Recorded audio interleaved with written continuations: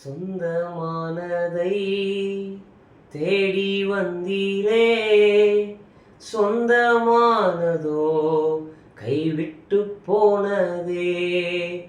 சொந்தமல்லாத என்னை கண்டீரே, இரத்தத்தால் மீட்டு கொண்டீரே.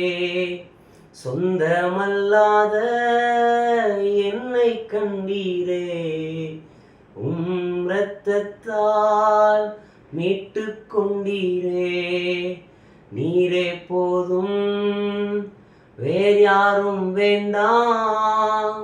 எந்தன் வாழ்வில் என் சொந்தம் நீரே.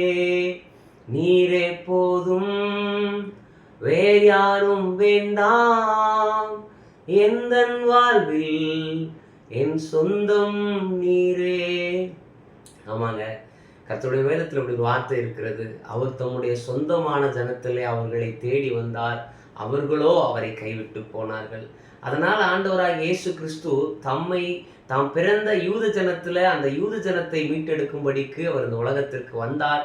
அப்படி ஒரு விஷயம் இருந்தாலும் கூட தம்முடைய சொந்த ஜனங்கள் அவரை காயப்படுத்தி தூரமாய் தள்ளினபடினால உங்களையும் என்னையும் அவர் தம்முடைய சொந்த ரத்தத்தினால மீட்டெடுத்து அவருடைய சொந்த ஜனமாகவே மாற்றி இருக்கிறபடினால் ஆண்டவரை பார்த்து சொல்லுங்க, ஆண்டவரே நீ சொந்தமான ஜனத்துல வந்தீர், ஆனா எங்களை சொந்தமான ஜனமா ஏற்றுக்கொண்டீர். அதனால இந்த உலகத்துல இருக்கிற எல்லா சொந்த பந்தம் எல்லாவற்றையும் விட நீர் மாத்திரம் எங்களுக்கு அதிகமாய் போதுமானவராக இருக்கிறீர். நீர் மாத்திரம் எங்களுக்கு போதும், நீர் மட்டும் எங்களுக்கு போதும்.